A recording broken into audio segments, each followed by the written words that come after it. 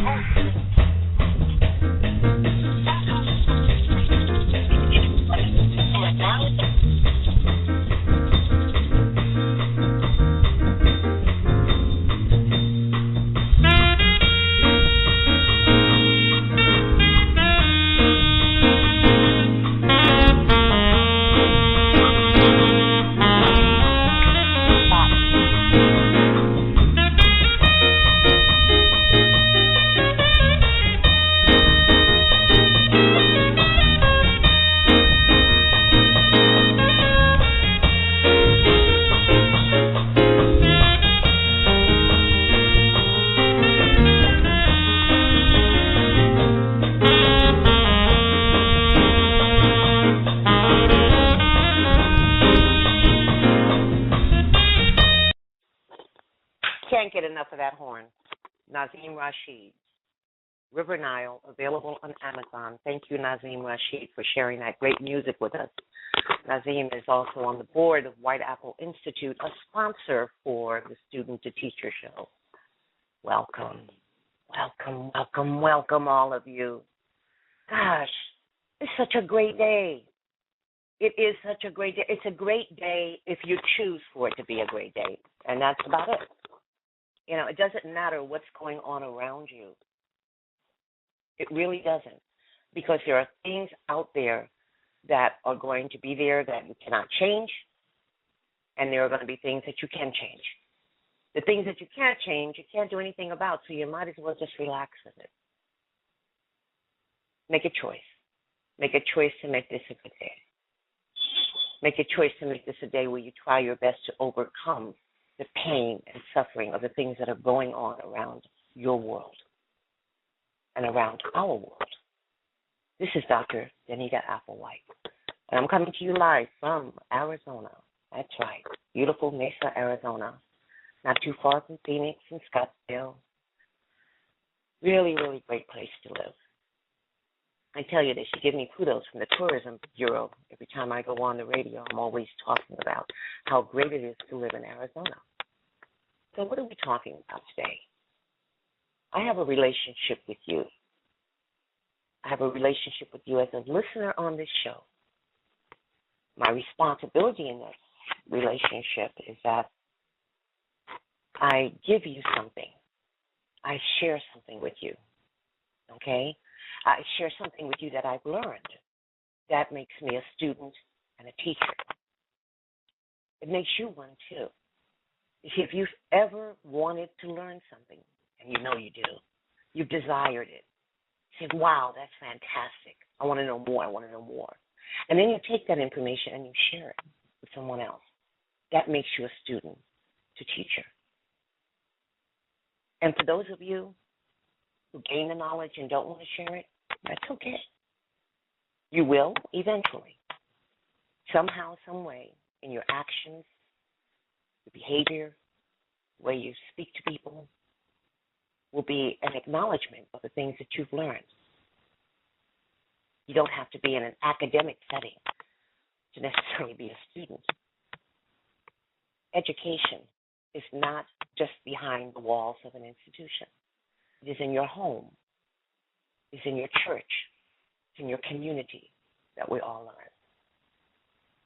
So open up your eyes and acknowledge your environment and learn as much as you can from this show, from your life, from your interactions with others today.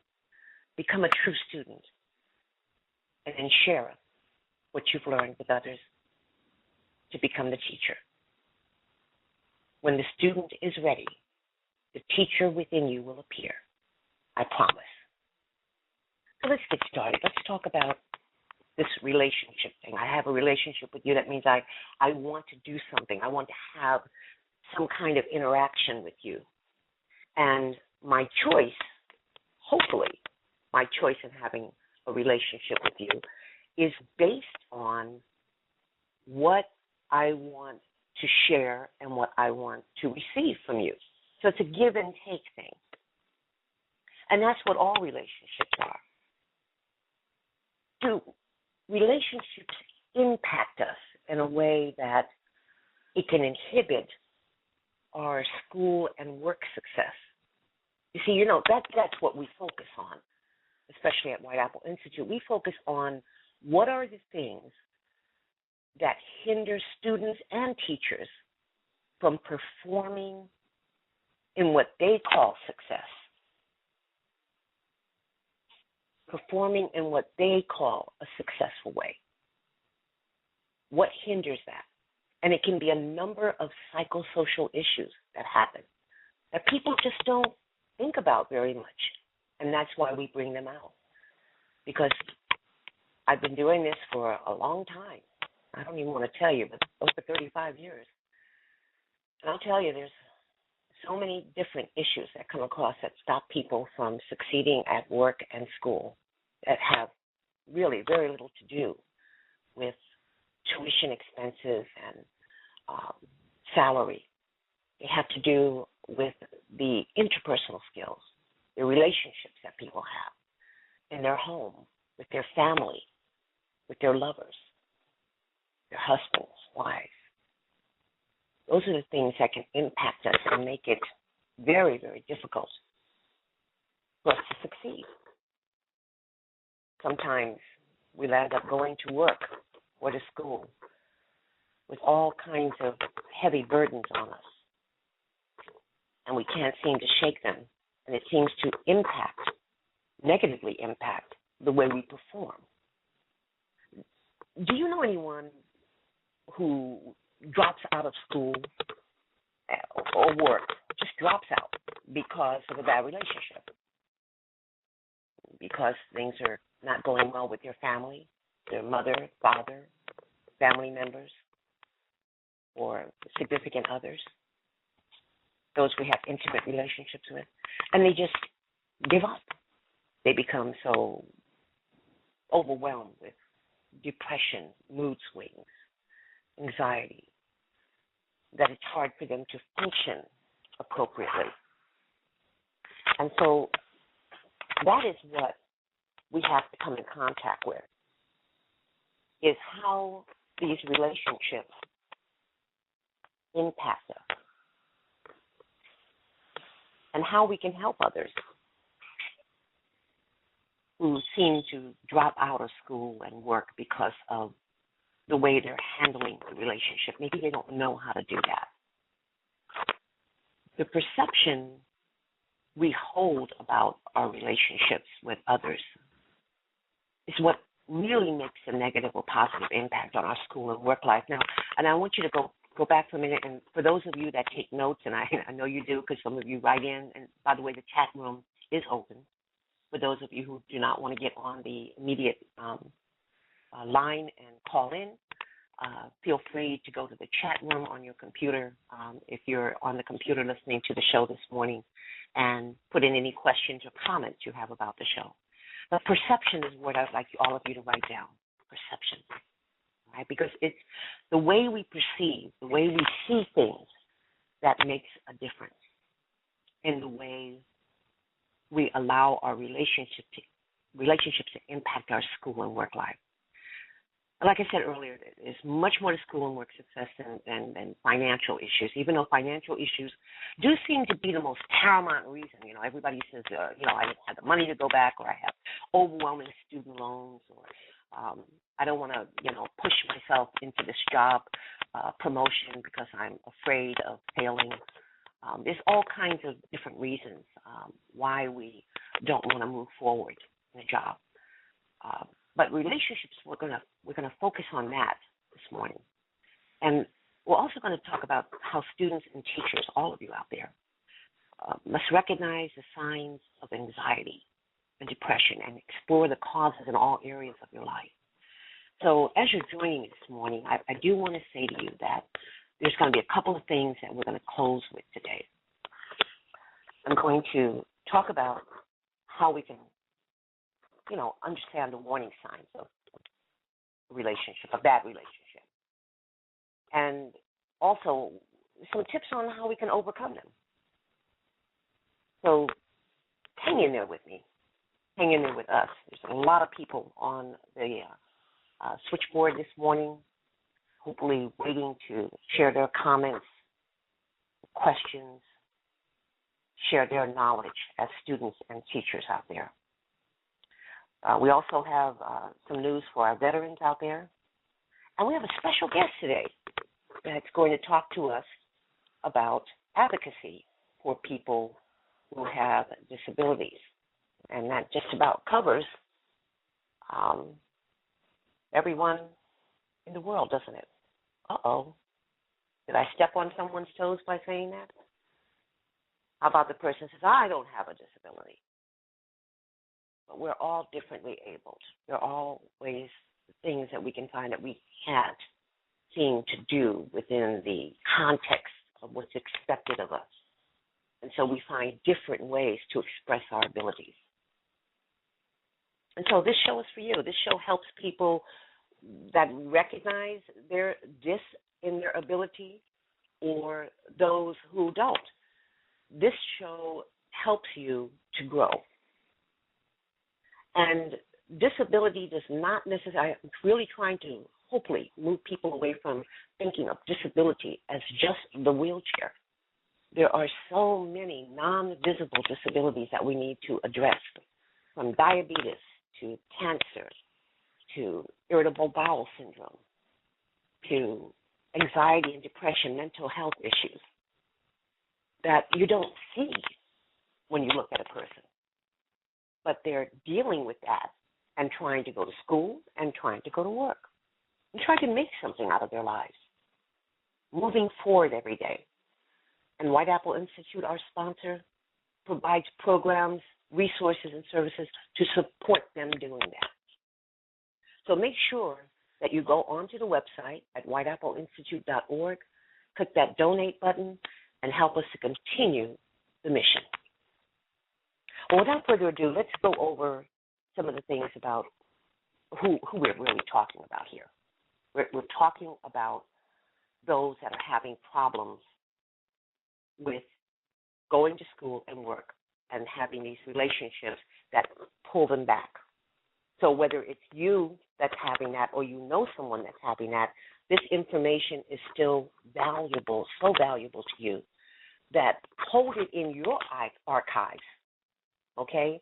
Save it in the computer in your brain, in your memory banks, so that somehow, some way, believe it, there will be someone that you can share this information with later on down the road. So, you know, I've had a student once who went through a tremendous training program with a bank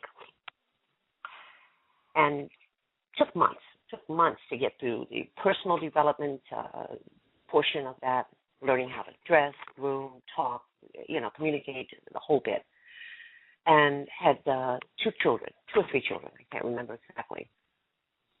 And she went through this program, did a tremendous job in her internship and her training, got into the bank, and within 2 months of a wonderful job she had dreamed of, she walked off. Why did she walk off? Because she had a bad relationship with her supervisor, and her assumption, her perception, here, go back to that word perception, her perception was that the supervisor was a racist and against her. And she was also having relationship problems with her boyfriend, one of the children's father. And so with that came an explosion for her that made her walk off of her dream job. Now, I've got plenty of stories like that. Well, how can we help people not to change your perception, basically, about where they're at in the present moment so that they don't drop out? Because dropping out always requires that we've got to roll up those sleeves and come back again anyway. Let's do some prevention stuff. So let's look at some of the so-called warning signs that you're losing yourself. How do we know? Well, one of the ways that we can identify when our relationships are harming us, and this could be, again, with parents, with family members, or with that significant other in your life, is that you begin to start putting your life plans on hold a little bit. One of the things that I always encourage students to do is to make sure that the partners that you choose to be in a relationship with is someone that is either on your same level of understanding about why you're doing what you're doing, not necessarily that you have to have a college degree and they have to have a college degree, but definitely on the same level where you're both communicating and able to support each other. But if you find yourself putting your own plans on hold in your life, and that's something that you need to look at as a warning sign. If you find that even with a family member, a parent, now I'm not talking about someone who is ill. I'm not talking about taking care of a parent because those are extreme circumstances. But sometimes we have parents that can be overbearing and demanding, whether they're ill or not. And it can impact the way we succeed at work and school. So we must be careful of how much of our life we're putting on hold. Another warning could be that we start giving up on things, the things that are really important to us. You know, even socialization with our friends, people that were very supportive at one time in our life, and then all of a sudden we don't want to be around them anymore, maybe because they don't like the person that we're with, or they're not happy with the way that we're living our lives. And sometimes that can lead to depression. Another warning that we might want to look at is, oh, this is a famous one, not really doing what you want to do. You know, in my classrooms, many times I have asked students to identify the movie, the kind of movies that they really like to see. And sometimes they say, well, I don't know, I like all types of movies, or I like all kinds of music. And so I try to help them define how do you look at what you really like to do. Don't think about the last movie you saw that you went to see because somebody else wanted you to go see it. Think about what you really like to do. And then if you find yourself always complying and bending to the other person's will, this is a definite warning sign that you're allowing the relationship you have with that person to impact your pleasure, to impact your happiness. It could be just as simple as sitting there and watching a television and another person comes into the room and changes the channel. And you were very engrossed in the program. And you don't say anything. That's an indication right there that maybe you're not taking care of you and your needs and the things that you really want to do. Another one that's really, really famous is blowing off friends. Blowing off friends and family. Just recently I heard about one of the people that have been in association with White Apple Institute for quite a while who unfortunately was found expired. She is dead. And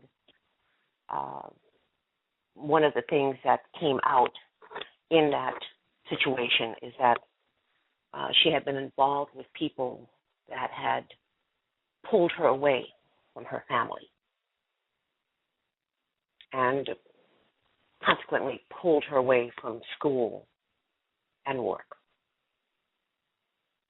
And so when we when we see that happening, we see people doing that, we need to help them to understand, even if it doesn't have to be a cult or anything like that, but just anything that pulls you away from your friends and family that prior to the relationship, you were having a pretty secure and happy relationship with them, and then all of a sudden you're not there anymore.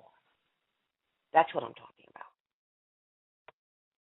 And the most important thing is you start developing some very, very bad habits because of your relationship.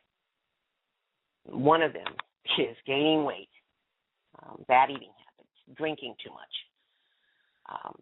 developing prejudices that you never had before, not feeling good about yourself, not feeling secure about yourself. So these are some of the warning signs, and we'd like to hear a little bit from our audience this morning. And I do want to tell you we have a special guest. I think I did mention it earlier. That's going to come on the show. Her name is Mary Harden-Smith.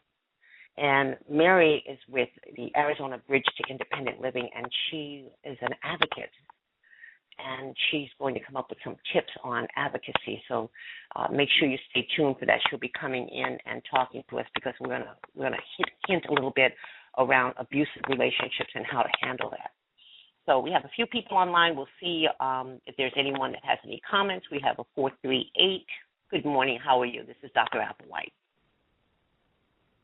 Good morning, 438.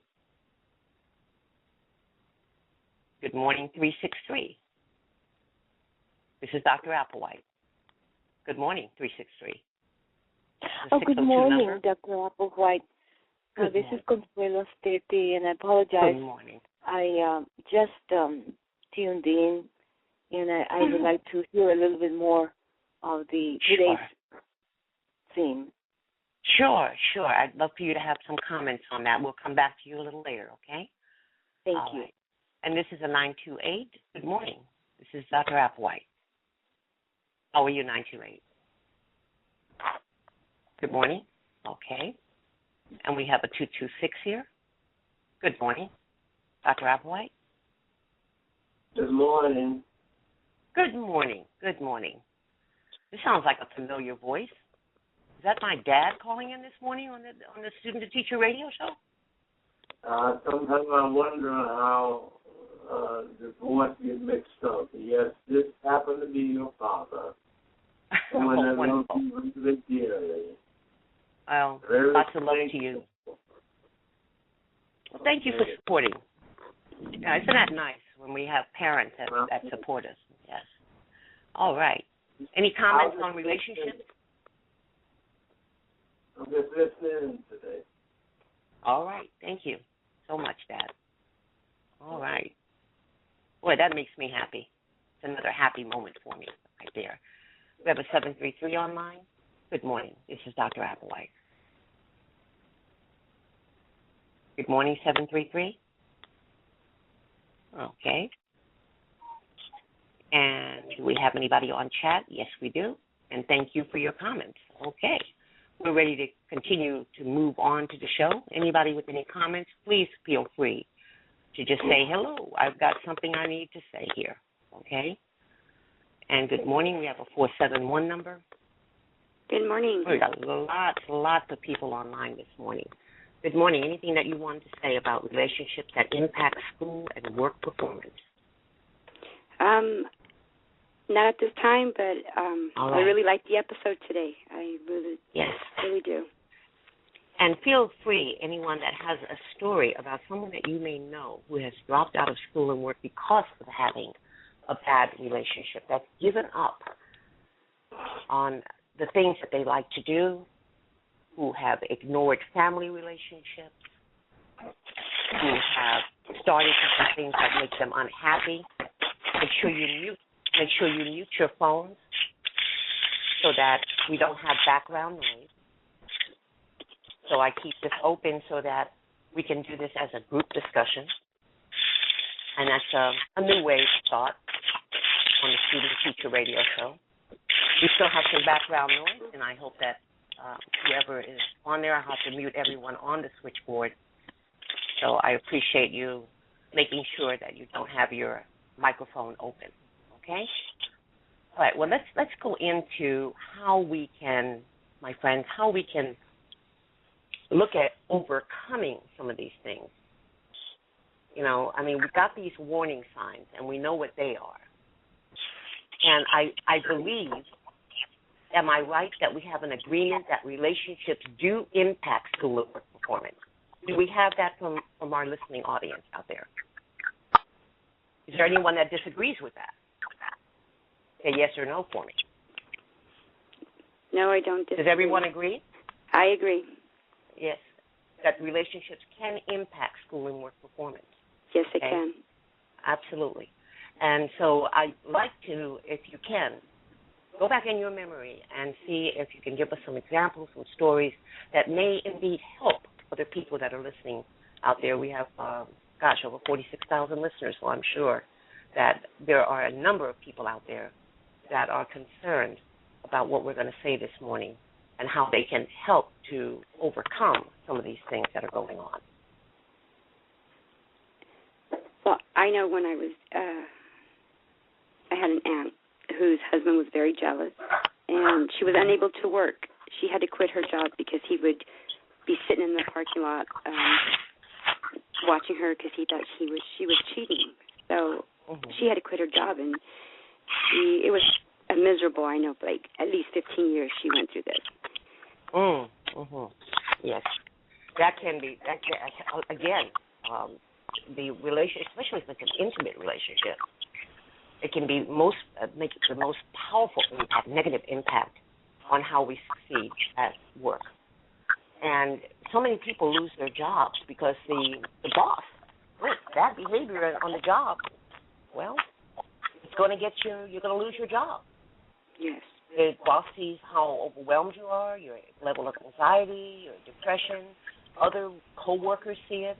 You begin to start taking down, your morale is already down, and then it's like it's like a viral effect. And it can affect everyone, all of your coworkers that are around you. In addition to your family, your children are affected. I have a teacher right now who's dealing with the fact of going through a divorce. And, of course, she has done everything that she can. I'll call her Mrs. B. She's done everything that she can to avoid not letting that impact the way she teaches in her classroom. But, unfortunately, she has come down to a point where she has stopped going into the lunchroom, dealing with other staff members. She's trying to isolate herself, not only at work but on her job. And the depression that she's feeling from her home life is beginning to now spill over in the way she's interacting with her students. And she's contacting us for some counseling, some advice on what to do. So you see, we have to be very, very careful. I know that all of us that are conscious of it try our best not to allow our personal lives to interfere with what we're doing, especially if we're impacting the lives of other people. You know, nurses, doctors, those that take care of other people, caregivers that take care of other people are always, I'm sure, I give you my best kudos, doing your best not to let your personal life interfere, but it does sometimes. So how do you address that? How do you overcome that is the key. How do you let go? Well, there's a lot of different ways we can do that. One of them is to understand ourselves. Think of yourself with forgiveness. Forgiving yourself, and when you can start to do that, to truly forgive yourself, and acknowledging that there's some part of you that's responsible for the way the communication is going in your relationship. Not that you've caused whatever happened in the relationship. Sometimes you do and sometimes you don't. But whatever, your communication in that relationship is something that you can change. You can always change the way that you interact with people by changing the way you communicate with them. And we have this ability to go into, ways that we can override heartache and keep on going even though we're disappointed in our relationships or whatever, there's a way that we can look at ourselves and imagine putting ourselves back into the situation again that started this and beginning to work out ways of how we would react differently. Now, that's hard because all of us have selective memory that's always in our favor, isn't it? Selective memory of, I know what you did, okay? I know what you did to make this bad. I know what you did, mom or sister, to make me feel this way. But we don't remember what we may have said or how we may have acted towards the other person. So it's important that we really get in touch with ourselves. Any comments? Yeah, Dr. Apple, I was speaking about my aunt earlier, but, you know, it took her 15 years because she was afraid of her husband to finally divorce and get strong enough. And it takes a lot of women out there because they're so scared of their husband. Right. Domestic abuse is truly an issue here. I can tell you most assuredly that I have been in the classroom. My heart has just broke when I saw this gentleman come into the classroom. I'll call him, this man came into the classroom. He was not gentle and actually pulled his wife out of my class and said she had to come home. She was not going to continue to be in school because she wasn't able to fix his dinner the way he wanted it done. And unfortunately, it was a very, very violent situation of actually pulling her out of the classroom by her hair. So I definitely can relate to the fact that when we talk about domestic abuse and what to do, especially in circumstances like that where women or men are trying to succeed at work or school and they have a partner that is not supportive or a family member that's not supportive, it can be truly detrimental. And so there are ways to advocate for that. And I'm going to let Mary Harlow Smith, when she comes on, maybe we can talk a little bit about advocacy on that particular level. But thank you for bringing that to the forefront for us. You're welcome. Any other comments?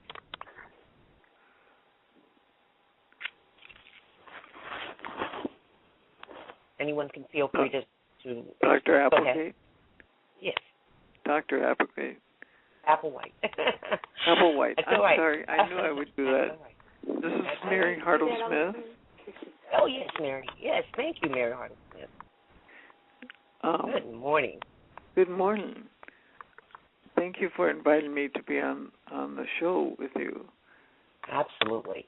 And I hope in just a moment we're going to be able to get some of the feedback from you if you have anything that you can share about how, especially a person with a disability, because when we're talking about relationships that impact school and work, Mary, we're also talking about the fact that it's truly exacerbated beyond measure when you're dealing with disability, from a mental health perspective especially, okay, to even a physical disability where, especially if it's stress-related, this can truly impact the way we perform, go after looking for a job, keeping a job, or succeeding in a job. So those three things I would really like to come back to, and if you have any tips for us on advocacy in those areas of domestic abuse or abuse in any manner, I'd like you to share that with us.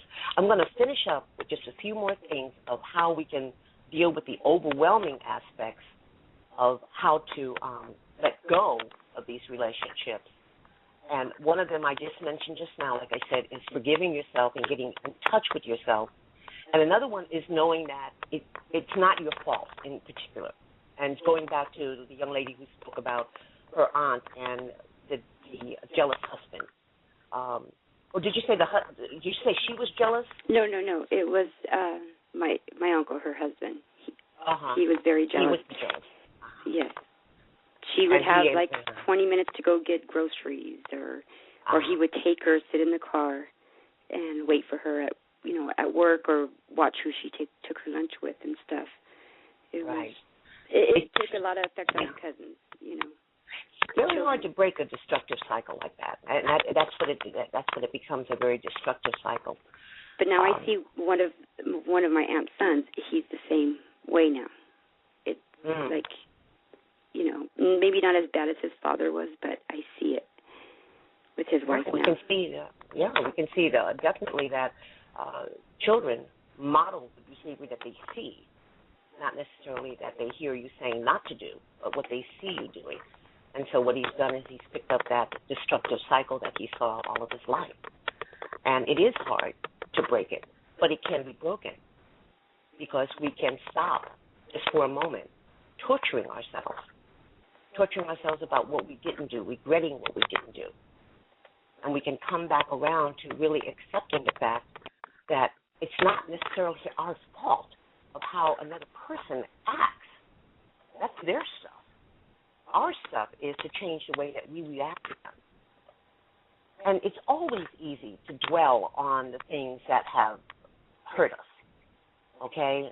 And always looking at, what happened, why it happened, and we can just take our whole lives. We're in school and we're trying to take a test, and the grieving in the relationship just makes it so impossible, it seems, to succeed, to feel okay. But we can end that. We have the ability within us to end that type of grieving and move forward in our lives. What we have to do is focus on this one thing, the present moment. The present moment, you're at school, the present moment, you're trying to get that job, you have a job interview coming up. Oh, gosh, I just had that circumstance happen with a student, but a job interview coming up, and unfortunately a relationship issue hindered her from going to that job interview. We have to be, and truly, strong enough not to dwell on the thing that is impacting us at home and go forward, do what we have to do, and then use some techniques. And there are more techniques. I mean, we only have an hour on this show, so there's a lot more things that you can do to overcome these negative relationships. And, of course, just contact whiteappleinstitute.org, and we will be able to set you up for some counseling sessions. We have a membership package, and we'll be able to get some counseling for those that need it. Here's another thing I want you to remember, too. All of us have an idea of what we'd like someone to be in our lives. We all have that. We have expectations of the way we want to see our parents react to us, our other family members, and certainly our significant others. And it's worse even. It worsens when we're dealing with even same-sex relationships, because then you have the pressure, societal pressure, in addition to all the other things that are going on. But I always say, if you lower your expectations, you truly lower your disappointment level. If you have no expectations, you have no disappointments. But we all have expectations. Let's be real. So you have to try to find in that relationship realistic expectations of an individual and looking at them the way they are, not the way we want them to be. Let me move on here because I don't want to run out of time here. I want to get all of these things out, just making sure you're placing emotions in the right way. And sometimes we have to make sure that we accept that our choice in the relationship that we have may be the reason why the relationship has gone sour. That's a hard one. That's a hard one for anyone to take, is that maybe we knew deep down inside of ourselves that this was not the person that we needed to be with. Sometimes the relationship on the job itself, with a supervisor, with a coworker, can make us quit. Or we, in some way, going to take responsibility for the fact that it is our own issues that are causing the relationship to go south. Okay? Anyway, I'm going to have to stop here because I really want to give Mary Hartle Smith some time to go over advocacy, and this is part 1 of 3. Next week we have a very, very special guest, Dr. Rachel Ross, a psychologist, medical doctor, family practitioner, who will be coming on and talking more about intimacy in relationships and how they impact us. But for right now, let's go back to Mary Hartle Smith. And Mary, would you give us some idea, tell us a little bit about your advocacy work first, if you don't mind. Well, thank you, Dr. Applewhite. And I guess to start, my advocacy is in several areas. I have several disabilities myself. I'm have a combined hearing and vision loss, so I'm deafblind, although I can hear some. And then I have a mental illness, and I have a physical disability of fibromyalgia. So I have a lot of areas to be doing advocacy in. And wow, the advocacy and it sounds like, pardon me? It sounds like all of the disabilities that you're talking about are not ones that you see automatically when you address you, when you come into your presence. Mostly what people see is my blindness and a white cane. And they think, oh, I'm just blind, you know. And they don't even see my hearing aids, even though they're behind the ear type of hearing aids. But I work in advocacy in policy issues to help develop programs that assist like people who are deafblind in being more independent and living more productive lives and being part of the community instead of isolated, because deafblindness is a very isolating disability. Absolutely. So is mental illness, of course. Yes. And mental illness is another very isolating disability. And I'm involved with speaking out about the truth about mental illness, and that most of us are, if anything, victims of crimes rather than perpetrators of crimes. Only a small percentage of people with mental illness have, violent issues. So most people with mental illness tend to have issues with self-confidence, self-esteem, trust issues, and so one area of work is called self-advocacy. Where a person learns to advocate for themselves to get their needs met and to get their rights recognized. And I have to work on that with myself, and I go to counseling myself. And it's a constant issue to... Mary, I can assure you, let me assure you of something, that I myself are continually working on issues in my life. And I can tell you that the psychologists that I know, including myself, are always on an ongoing journey to do that. And if they're not, then that's something that they really need to look deeply into. So we appreciate you sharing that, but I want you to understand that you're not alone. Well, and we all need to learn how to self-advocate, not just for those that recognize that we may have a disability, even if it's just fibromyalgia, a tiredness, chronic fatigue at work.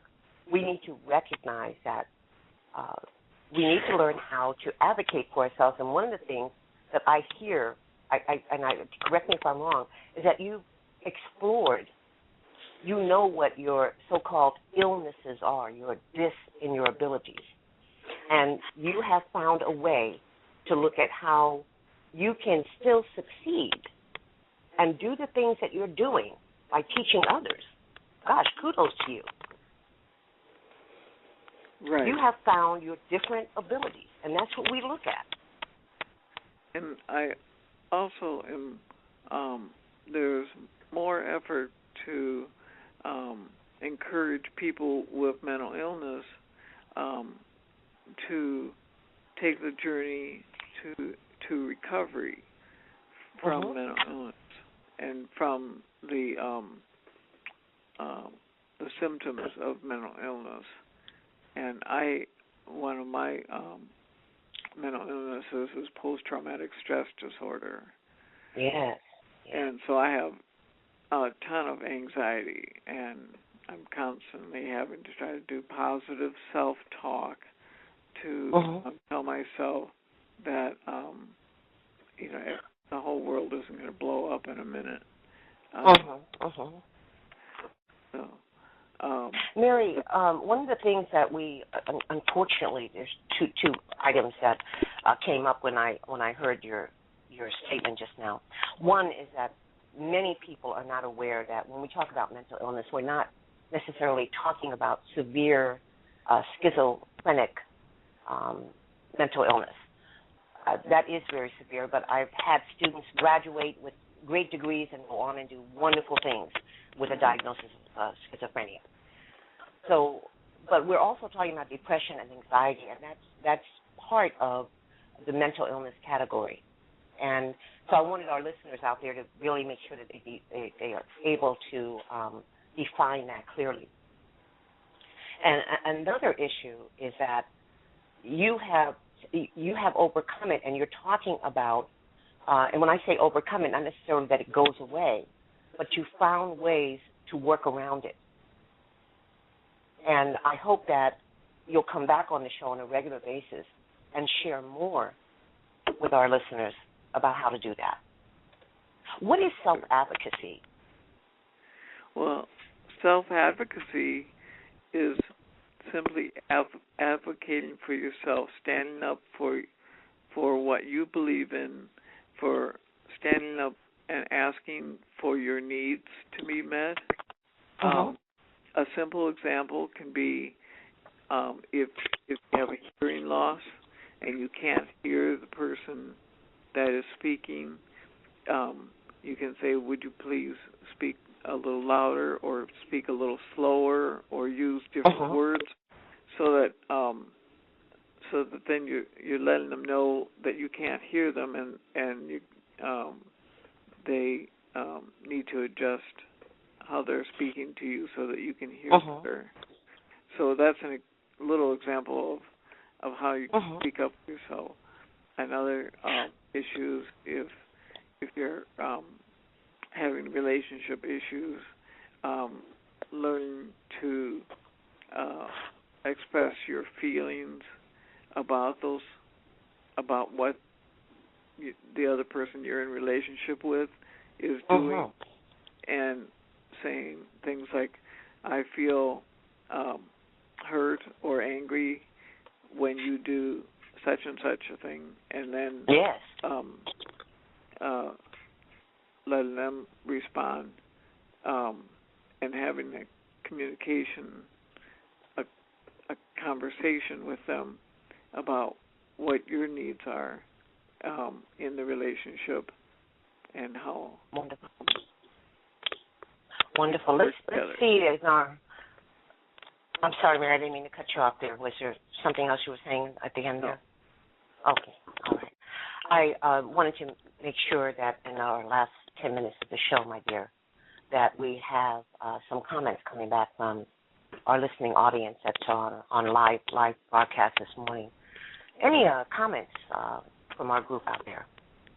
Please feel free to share. Yes. I would like to, this is Consuelo, I would like to say that this is a marvelous way of illustrating the theme of the show that has been going on for so many weeks. And I know it's not the only time that this happens, but how wonderful to have this lady, Mary, to come and really explain exactly like it would be like the model that we are trying to teach and make people understand that it is possible to be able to be productive, happy, to be that it's possible human being in spite of all the challenges. And so this is a wonderful way of knowing that it can be done, and it is quite enhancement and asset to the show. Well, thank you. Thank you. I appreciate that. Thank you again for any of the comments. We have a few comments on chat that are basically just kudos for the show and kudos for you, Mary, on our chat discussions. So we really appreciate that people are listening and are getting something from what we're saying today on the show. Any other comments out there on the issue of whether or not you can stand up for yourself? Do you know people that need help in standing up for themselves? Self-advocacy, very good concept to think about. Do you advocate for yourself? Any other comments? I don't have a comment, Dr. Applewhite, but I would like to know what branch of government or policy-making institution Mary works or contributes to. Oh, wonderful. Okay, Mary, can you answer that for us? She works for many, I can tell you that. I'm sorry, I couldn't hear the question. I guess what she's asking, Mary, is what kinds of agencies that you work with. I know that one, the way we met is Arizona Bridge to Independent Living, which is an organization we support totally. Right. I work as a consumer advocate for ABLE, but that's a volunteer position. And I work on issues related to legislation that affects people with a broad range of disabilities. I also serve on the Governor's Council on Blindness and Visual Impairment, and I chair a committee on deaf-blindness issues. My goodness, you're busy. And I've also been involved with an organization called Partners in Recovery,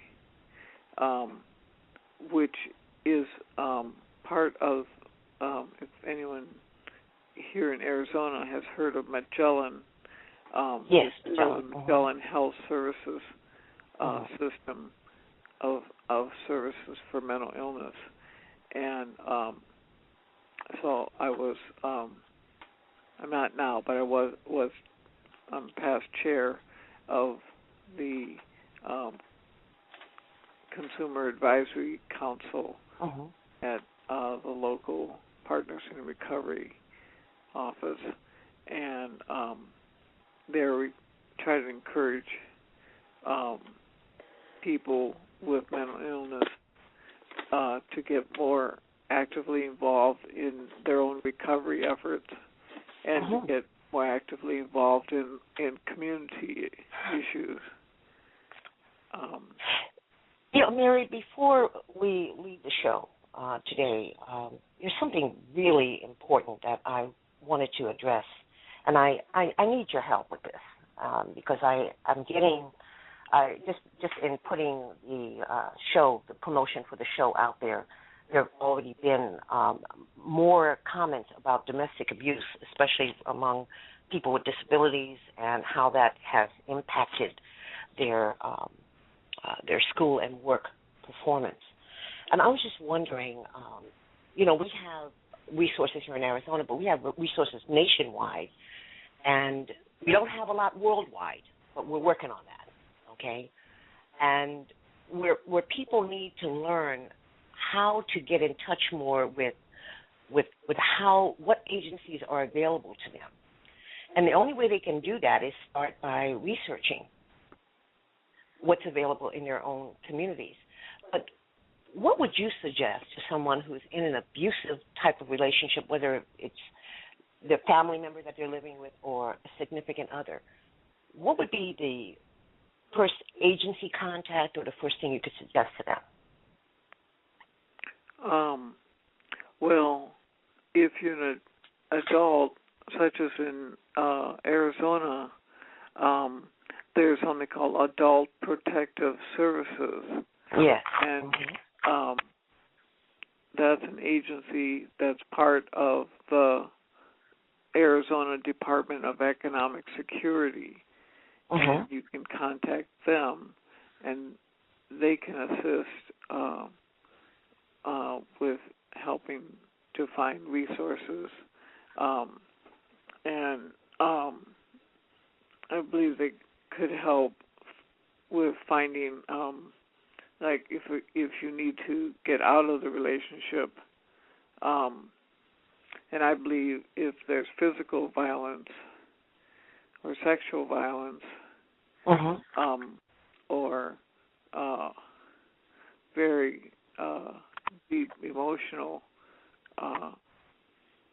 kinds of abuse, abuse, that the person should leave the relationship and should, move out physically, because it's so hard to do that, though, Mary. That's the problem that so many students are having, is that as we move towards trying to get away, and especially if we have a disability, that it makes us dependent on another person.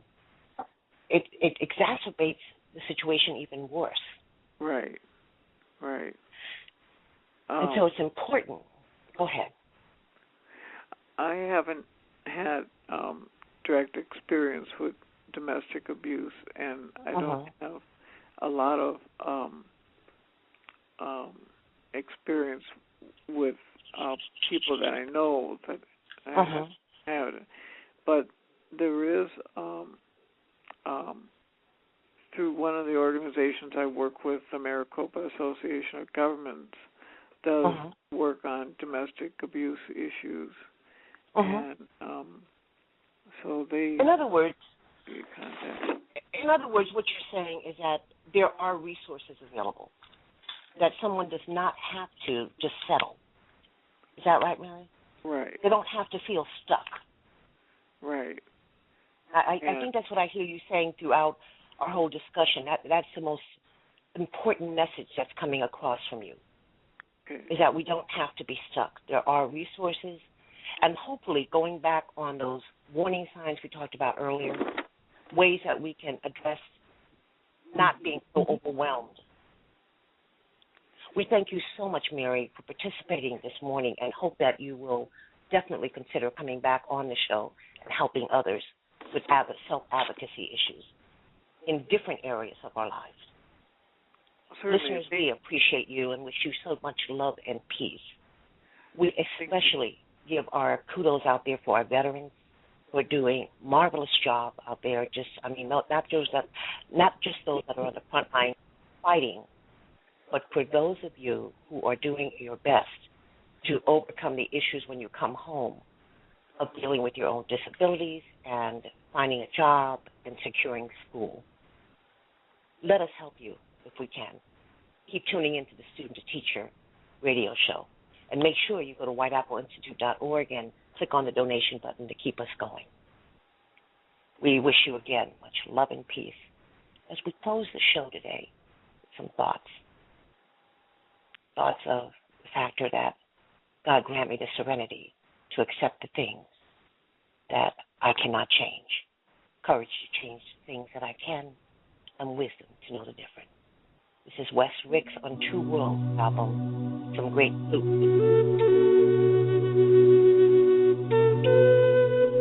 Dr. Danita Applewhite signing out. And thanking you all for your participation Saturday morning. Our show with others. Wonderful.